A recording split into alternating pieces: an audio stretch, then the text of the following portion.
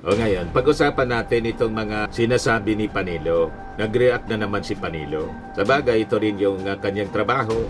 Hindi ko nga maintindihan kung si Panilo po, may mga kliyente pa rin ito. Active pa rin ito sa courtesy resignation.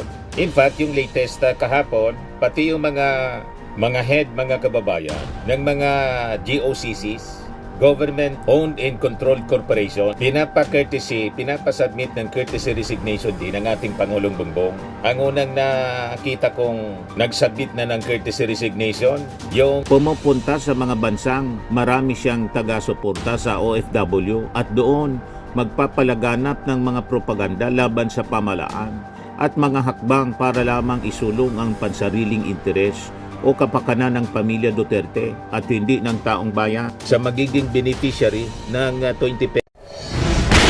Nagbabagang mga balita at pagtalakay sa mga isyu ng lipunan. Pulsa, opinyon, banat at paglalantad sa katotohanan. Pulsa, what you see is what you get. You decide. Ito po mga kababayan, si Dante Maravillas, Bicolano Albayano vlogger and broadcaster. Bago natin pag-usapan yung mga mainit na issue ngayon, yung mga nagpapadala pala po ng mga kwentong katatawanan. Hindi ka na niya, Mr. Maravillas, nagkikwento. Wala na yata niya, Mr. Maravillas, kwentong katatawanan. Mayroon pong mga nagpapadala. Kaya lang, hindi man nakakatawa at saka napakahaba ng kwento. Brief story lang po kasi pag mahaba na yung kwento, hindi na nakakatawa, nagiging boring na. Kahit nga po sa vlogging, pag masyadong mahaba yung discussion, nainis na yung tao. Okay ba? Kaya dapat yung kwentong katatawanan po, maiksi lang, mga isang paragraph lang or dalawa, ilang lines lang po, ilang sentences, huwag masyado mahaba. Pag mahaba na po, pati ako, pag binabasa ko, nalilito ako sa kwento. At wag bastos at wag nakakadiri. May mga kwento kasi po, nakakadiri. Kaya nasi-censored po, mga kababayan. Nag-iingat tayo na baka magkaroon tayong violation. Violation ng community standard ng YouTube. Piligroso. So yun, magpadala po kayo sa aking Facebook account. I-message ninyo, Dante Maravillas. Kung hindi doon sa ating vlog, Dante Maravillas Vlog, yung page natin yon. Sa Facebook pa rin. Huwag dito sa YouTube po. Kasi pag pinost ninyo sa comment, mababasa na ng ating mga tagapanood. Hindi na yan nakakatawa. O ngayon, pag-usapan natin itong mga sinasabi ni Panilo. Nag-react na naman si Panilo. Sa bagay, ito rin yung kanyang trabaho. Hindi ko nga maintindihan kung si Panilo po, may mga kliyente pa rin ito. Active pa rin ito sa pagiging trial lawyer. Parang wala na yata, nag-retire na yata ito si Panilo. Dito na lang siya sa politika. Ito na yata yung anak buhay niya. Possibly may nagpupundo din sa kanya. Alangan man, dumaldal ito ng dumaldan na walang talent fee. Anyway, parte din yan sa kanyang hanap buhay. Di ano niya, Mr. Maravillas, yung dinaldal. Nag-react siya, mga kababayan, sa sinabi ng ating Pangulo. Tinanong kasi ng mga reporters yung ating Pangulo. Pinapareact doon sa mga sinabi ni Panilo. Tapos ni Harry Roque, may relasyon sa utos ng ating Pangulo sa kanyang mga cabinet secretaries na courtesy resignation. In fact, yung latest kahapon, pati yung mga head, mga kababayan, ng mga GOCCs, Government-Owned and Controlled Corporation, pinapasubmit ng courtesy resignation din ng ating Pangulong Bongbong. Ang unang nakita kong nagsubmit na ng courtesy resignation, yung presidente ng Maharlika Fund. O ngayon, sabi kasi ni Panilo tapos ni Harry Roque, ang dapat niya mag-resign, ikaw, kasi ikaw niya yung problema. Ang problema daw ng bansa, yung ating Pangulo. Ang problema po ng bansa, kayo. Kaya sabi ng ating Pangulo, I will resign. Ba't ko gagawin yon? Wala sa ugali ko yung tinatakbuhan ng problema. What good will that do? Tapos, biglang sumagot naman po si Panilo. Hindi man sana yun papatulan ng ating Pangulo kung hindi tinanong ng mainstream media, ng mga reporters. Kaya lang, alam naman po ninyo, yung mga tulad ko, kaming sa mainstream media, natural, pag may ganitong mga controversy, may mga challenge na pinapalabas, yung mga nasa ibang kampo, siyempre, kukuna namin nga reaksyon yung presidente. Ayun na nga po, sumagot na naman po si Panilo. Sabi ni Panilo, yun ang problema, hindi mo nga tinatakasan, pero hindi mo naman binibigyan ng solusyon. Kaya siya pinagre-resign kasi nga Hindi niya ginagawa ang trabaho niya. Saan ka panilong planeta galing? Ba't hindi mo nakikita yung mga ginagawa ng ating Pangulo? Kagagaling pa nga siya. Kagagaling pa nga lang niya sa ASEAN Summit para ayusin yung mga problema na iniwan ninyo, lalo dito sa issue sa West Philippine Sea. Na dahil sa policy ng amo mong sinigong na dumikit ng dumikit sa China, ayon, inabuso tayo. Gusto ng kami ng buong teritoryo natin. Inaayos ng ating Pangulo. Nakikipag-usap sa mga leaders ng mundo. And this time, sa ASEAN leaders para siguruhin na magiging maayos ang sitwasyon natin dito sa West Philippine Sea. Sinusulong niya yung Code of Conduct at hindi lang yun, yung ating economy sa pamamagitan ng mga trade agreements. Kaya siya, sub-sub sa trabaho, bulag ka ba? Ang walang ginagawa sa totoo lang, si Sara Duterte, habang binabaha yung Mindanao, na lugar niya, nandun kasama si Amy Marcos. Magbi-birthday daw kasama yung kanyang tatay sa The Hague, lumipad outside PAR, Philippine Area of Responsibility. Dumaan sa Doha, Qatar at ngayon nandun na sa the Netherlands. Habang sumusweldo sa ating gobyerno from the taxes of the Filipino people. Yun ang talagang walang ginagawa ever since. Kahit nga noong magka-unity pa. Anong ginawa ni Sara Duterte as DepEd Secretary? Sige nga, mayroon naman anya Mr. Maravillas, yung lunukin yung 125 million confidential funds in 11 days. Yun ang ginawa ni Sara. O ngayon, nasa lakwatsa, mga kababayan. Ito yung tutong lakwatsa. Kasama pa si Amy Marcos. Ang sabi dito sa report ng Philstar. Touchdown, Netherlands. 46 minutes ago, Senator Amy Marcos shared on Facebook that she, along with Vice President Sara Duterte, has arrived in the Netherlands where The Hague is located on Wednesday. Former President Rodrigo Duterte is currently detained there for alleged crimes against humanity. Yan Kaya sabi ng mga netizens, sabi ni Gonzalo Valenzuela, sarap buhay, papasyal-pasyal lang ang mga opisyal ng gobyerno na ang ginagastos ay pera ng taong bayan.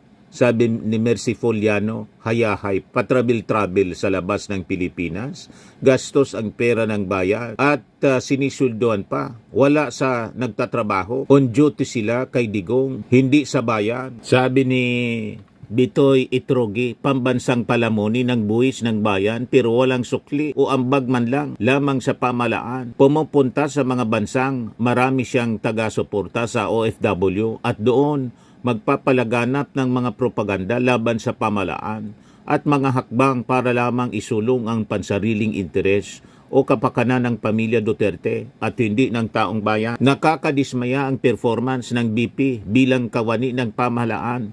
Kahit hindi maganda ang pagtitinginan nila ng Pangulo, dapat nagsisilbi pa rin siya sa bayan at tumatalima sa kung anong mandato ang nakalatag para sa opisina niya. Yan mga komendo, mga kababayan. Lahat mga kababayan nito tumutulig sa ginagawa ni Sara Duterte na habang sumusweldo from the taxes of the Filipino people, wala mang contribution sa ating bayan. Namimirwisyo pa sa ating Pangulong Bongbong. Dapat talaga ito ma-impeach, ma-convict.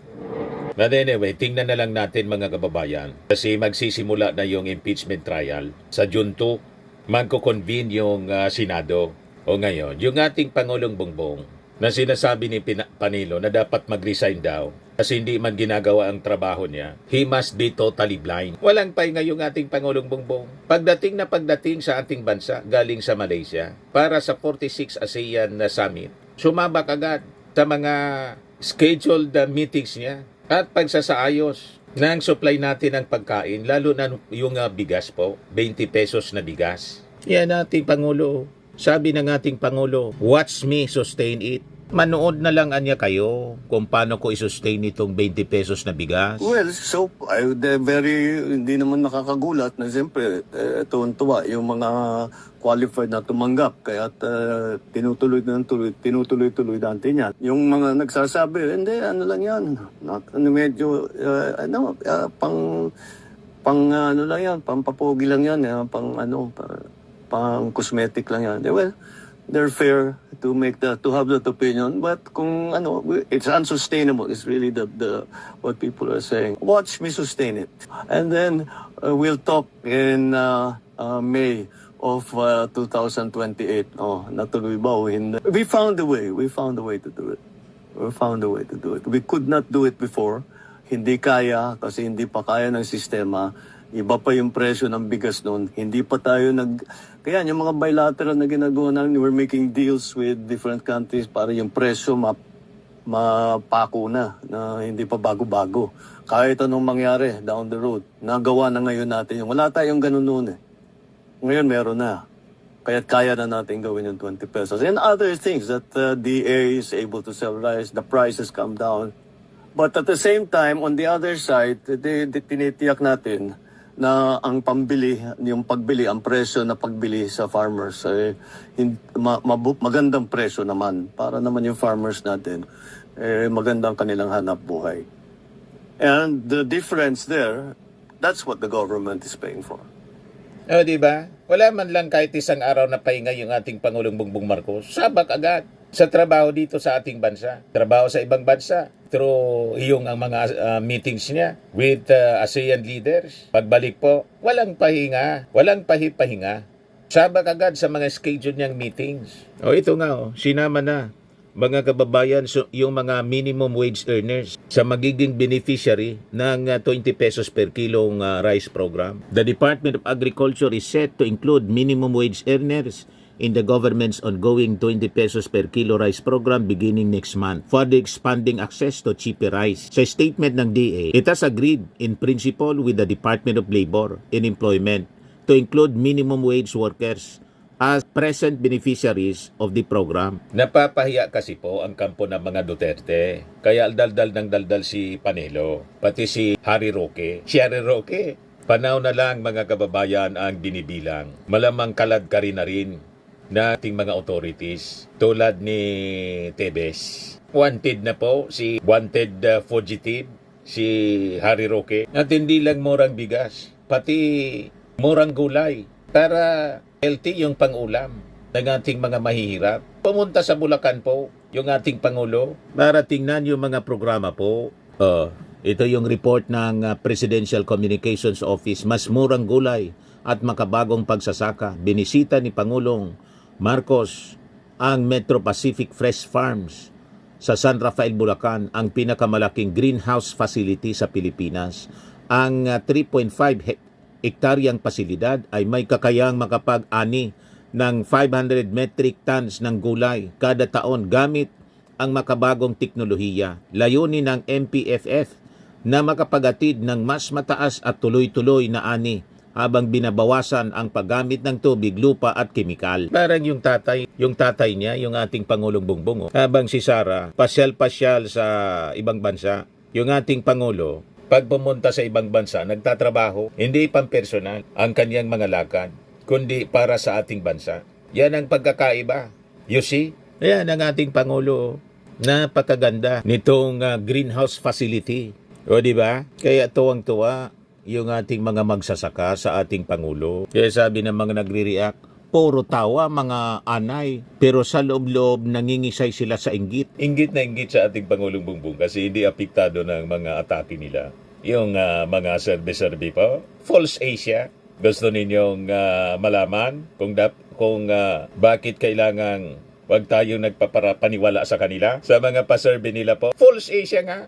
Hanap buhay nila po. Ibigay ko sa inyo itong kwento. Singit ko na muna. O ito yung patunay na dapat hindi kayo nagpaparapaniwala sa Pulse Asia survey. Yan sabi rito. Kailan to?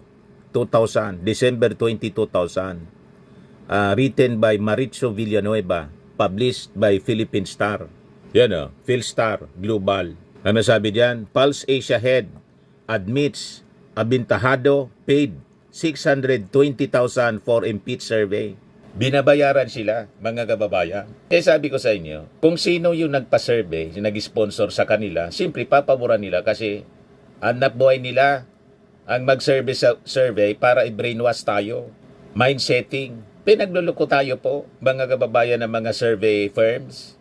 Yan Ito yung impeachment ni Erap Estrada. Kaya lang, hindi na natuloy yung impeachment. Kasi, nag-resign si umalis na lang si Erap. Yan sabi dito. Professor Felipe Miranda admitted yesterday that a presidential advisor paid his polling firm, Pulse Asia, 620,000 pesos to conduct a controversial opinion survey of Metro Manilans that showed President Estrada's public acceptance rating going up amid his impeachment trial.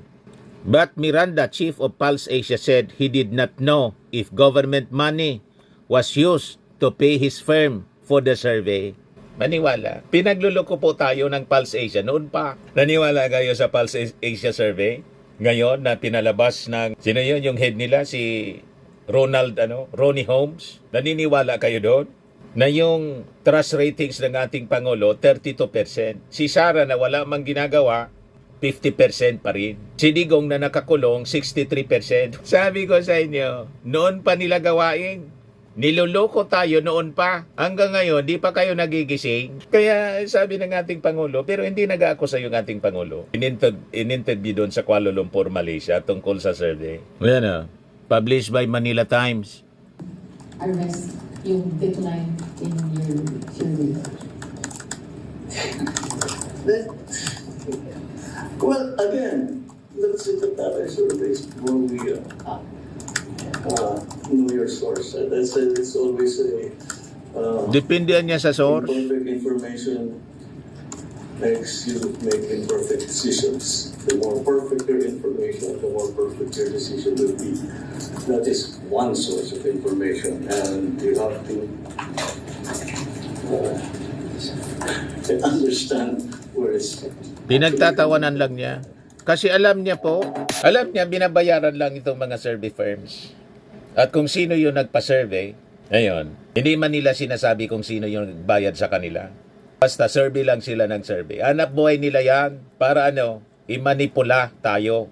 Inadmit mismo ng Pulse Asia noon pa, year 2000, nabayaran sila. He said, Presidential Advisor for Flagship Programs and Projects Robert Abintahado told him a pro-Estrada group commissioned the survey. He also said Abintahado paid him with a check for the Palace Commission survey last December 4. Miranda gave assurance that although the Estrada camp bankrolled the survey, the results were not manipulated to please the financier. Naniwala kayo? Kaya wag kayo na nagpapaniwala sa Pulse Asia pala. Bayaran po sila. Pinabayaran ng kung sino gusto na mapaboran para para i-brainwash po tayo. You see? Kaya sabi ko sa inyo, yung mga nagpapapaniwala doon sa mga kwento nila, lalo sa survey, mga mahinang nilalang kayo. So, balik tayo doon sa mga reactions dito sa ginagawa ng ating Pangulong Bongbong Marcos na talagang subsub sa trabaho. Kaya huwag kayong naniniwala sa mga propaganda ni Panilo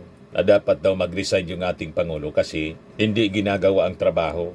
O ano itong mga ginagawa ng ating Pangulo? Ano naman ang ginagawa ni Sara Duterte kundi maglakwatsa ng maglakwatsa? Sayang pasahod. Kaya sabi ng mga netizens po, si Lloyd Adino, very nice, hope ma-replicate many times in many places. Sabi ni Charlie Soler, wow, we are upgrading our farming technology. Sabi ni Earl R.J. Arboque Buren, yan ang kasabihan, pag hitik ang bunga, dami pumupukol. Kaya walang tigil nilang sinisiraan yung ating Pangulong Bongbong Marcos, pero hindi man sila pinapatulan. Sige lang ang trabaho ng ating Pangulo. Appreciated po ng ating mga kababayan. Sabi ng United Loyalist Tarlac, thank you PBBM, mabuhay ang ating masisipag na magsasaka. Deo Contreras, to have realistic economic development, government heads of offices must have within their competencies in character a sense of economic and financial strategy. Sabi ni Mylene Taiko Almario, super galing ng PBBM namin. Ayan siya, mga kababayan, yung greenhouse facility. Kausap ng ating Pangulo, yung mga DAR officials natin. Si Chu Laurel. Yan po, napakaganda. Hands-on yung ating Pangulo. Yan, sa labas ng facility. Yan yung sa loob.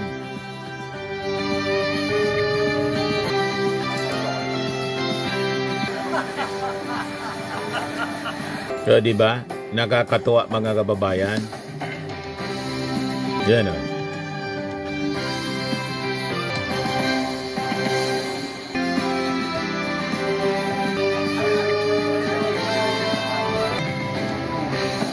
Yan ang hindi nagawa, mga kababayan. Hindi naisip kasi lahat lang EJK. Tukang-tukang EJK yung previous administration. Tapos isisisi sa ating Pangulo yung kasong crimes against humanity niya. Yung ating Pangulo po, trabaho ng trabaho. Hindi nila ito nagawa. Kaya yung ginagawa ng ating Pangulo, sinisiraan nila. Sa sobrang inggit, na-insecure masyado, mga kababayan. Pero sabi ng may nag-post, nahuli ka man niya yung ilang DDS, namimili din ng 20 pesos na bigas. Sigurado naman po na itong mga DDS nagkikinabang dito sa 20 pesos na bigas na kanila pong iniinsulto, pinagtatawanan. Ganun ang mga ugali niya.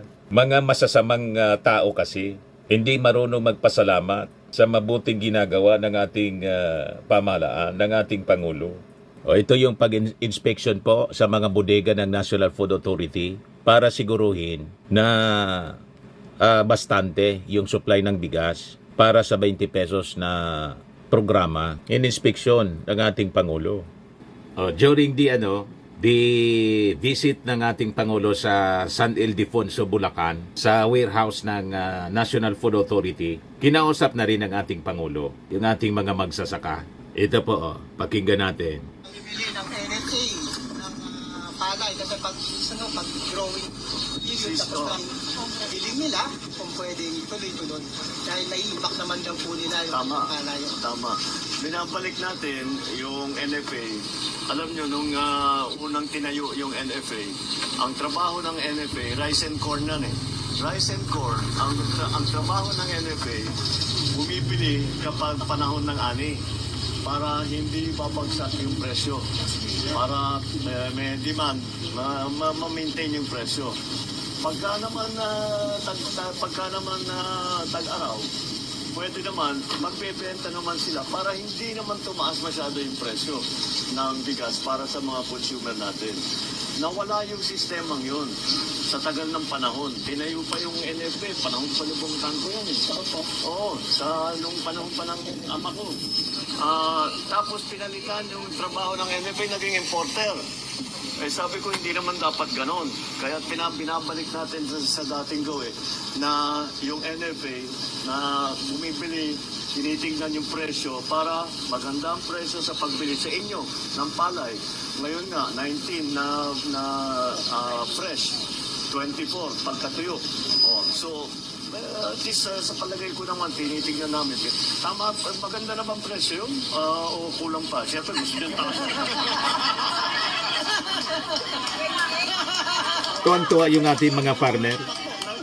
Nagkamali ako ng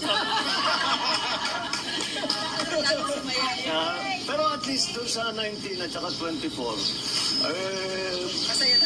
medyo Masaya na daw sila. Wag lang 11 pesos na lang. Ilan ba ang planting dito? Ilan, dalawang planting? Nakakatatlo kayo? Nakakatatlo kayo? Irrigated po, boss yung third crop na yan. So may tatlo na kasi may irrigation. Yan yung patubig. Pinapatibay namin yung patubig. Tapos andyan ang DA para lagi kayong binibigyan ng suporta para sa mga pataba, payuda, pesticide, pati yung variety. Para maganda yung variety kasi nagbabago ang panahon eh.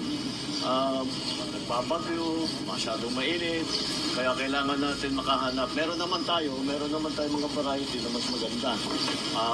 Para naman hindi masyadong nasisira pagka biglang binagyo o biglang napaha o biglang kuminit masyado.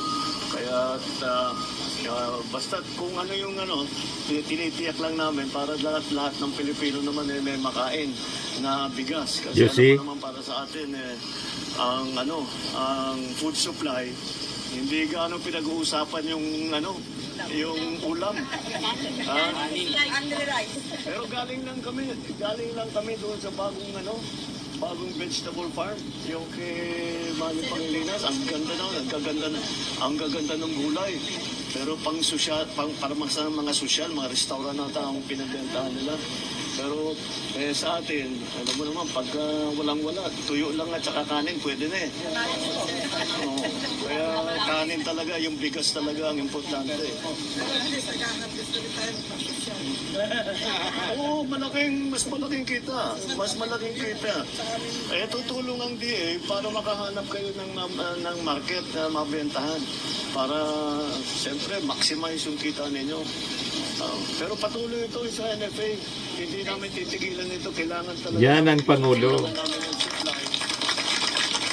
Yung pinabalanse lang namin, siyempre, yung presyo na binibili ng consumer at saka yung presyo na binibili sa farmer na wala namang malugi. Hindi masyadong mataas ang pagbenta sa palengke at hindi naman masyadong mababa ang pagbili ng NFA. Kaya sa aking palagay, mukhang maayos, mukha namang maayos. Isipin ko na lang yung sagot dun sa tanong ko kung pwede pang pata.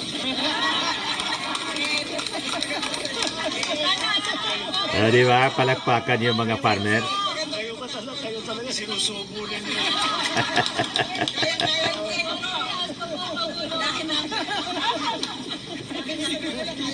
Si administrator,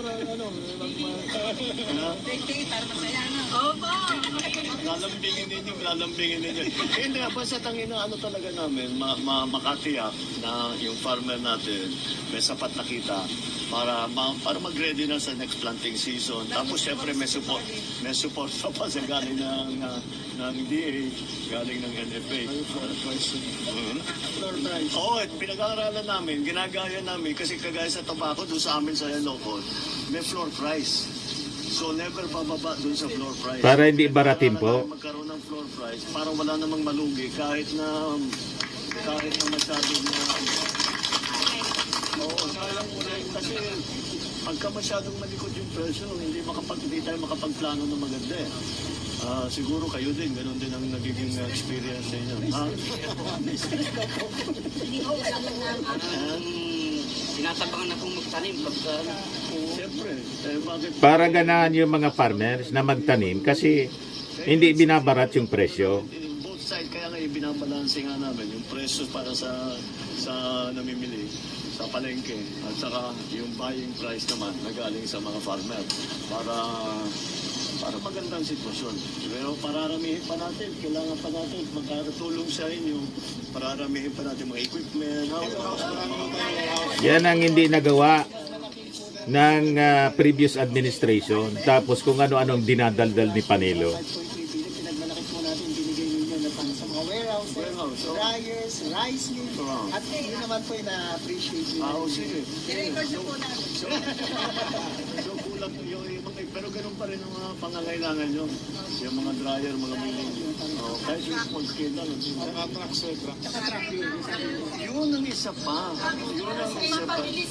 Nung panahon na naman ako, sinusundo kasi yung palay noon eh. Tama. Ang ginagawa, namimigay, yung mga LGU lalo, namimigay ng truck sa bawat barangay o bawat cooperative, nabibigyan ng truck para maihatid yung Correct. anin. May hahakot. Saka hindi, papawasan yung presyo. Kasi kung kayo mismo gagawa, hindi niya pagkikitaan yung transport eh.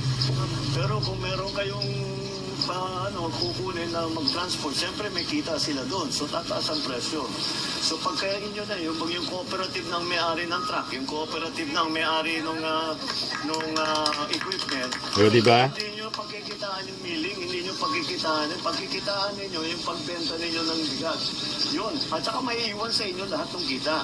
Hindi Tama. pwede Turuan sa magnegosyo processing. yung Nasa mga sa farmers. inyo lahat. Kaya hawak ninyo lahat Tulad ng mga processing. negosyante. Hawak ninyo lahat ng transportation. Yun ang aming tinatrabaho.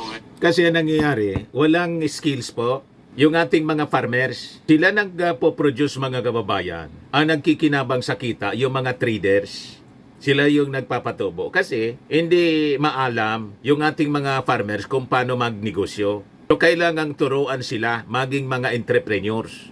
Farmer entrepreneurs dapat. Kita ninyo ang ginagawa ng ating Pangulo? Pagkatapos sabihin ni Panelo, walang ginagawa daw yung ating Pangulo. Ang walang ginagawa si Sara. Wala nang contribution sa ating bansa, namimirwisyo pa. Kayo yon, binabaliktad ninyo yung kwento. Gustong pag-resignin yung ating Pangulo para mailuklok si Sara na hindi man marunong sa pamamalakad ng gobyerno. Ang alam lang po, yung confidential funds kung paano gastusin in 11 days. Yung baha nga sa Davao, hindi masolusyonan despite ng 52 billion pesos na pork barrel ni Pulong noong panahon ng kanyang tatay. Tapos binaba yung Mindanao, lugar niya, hindi man lang silipin. Lumipad outside par, papunta doon sa Dahig. Lahat lang po pang sarili. Sabi ng mga nag-react dito, Bicolano yata si Alma Aguinaldo, gusgos na mayong pinagkagusgusan. Ang ibig sabihin, Nang gusgus gurang, matanda na niya na hindi walang pinagtandaan, gusgos na mayong ginusgusan. sabi ni Phyllis Castañeda, para naman ang galing-galing ng mga DDS sa governance, binoto si PBBM ng taong bayan. Kung gusto niyong alisin, edi mag-people power kayo. May tamang paraan ng pagpapaalis sa mga niluklok. Taong bayan lang ang pwedeng humusga. Hindi man nila kayang mag-people power. Kahit kodita, sabi ni Browner, ni General Browner, walang ko on my watch. Hindi niya mangyayari ang mga kodita ninyo. Yan o. No ko on my watch. Rumors won't shake us, says Browner. Sabi ko sa inyo, 2028 pa, hanggang 2028 pa kayong may stress. Maglalaway kayo araw-araw. Hindi mangyayari yung inyong mga iniisip na masasama. Sabi ni Max Sanderjan Palsiso, Ibura, bakit sino ba sila para magsabi na mag-resign si PBBM? Duman na ang panahon nila, pero nasolusyonan ba nila ang mga problema ng Pilipinas? Bagkos mas dinagdagan pa nila dahil dinagdagan pa nila ng nasa 8.7 trilyon na utang ng Pilipinas from 5 trilyon. Gumagawa ng project na mga tulay, substandard, gumawa ng pabahay na hindi natuloy.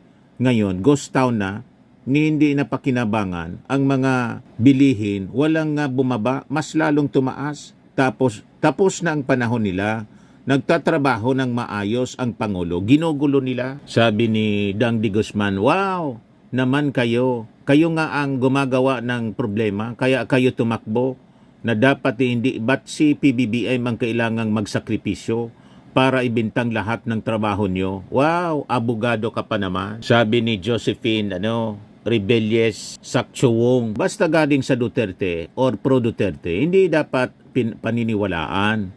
May mga sayad ang mga yan. Sabi ni B. Pilio Ambaan, atat lang si Panilo na si Sara umupo. Akala niya naman magagawa na ni Sara yung maayos yung trabaho niya.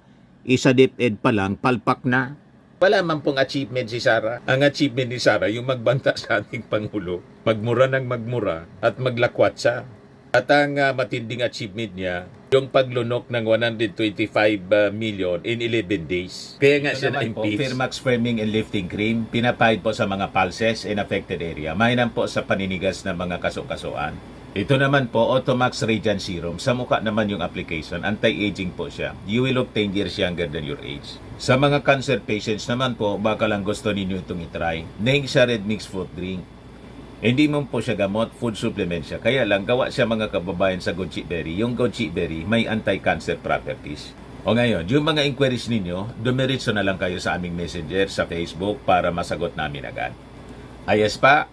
Ayos na ayos niya, Mr. Maravilla. At sa mga nagana po ng malinis and spacious fitness gym, pumunta lang po kayo sa aming Colossal Fitness Gym. May Grab ka rental din po kami. Ito naman po yung bago naming product na binibenta online. Eye Glow Serum, whitening po siya. Tingnan ninyo yung epekto sa aking anak na architect before and now. Yung mga inquiries po ninyo, dumiretso na lang kayo sa kanyang Facebook account, Riz Maravillas.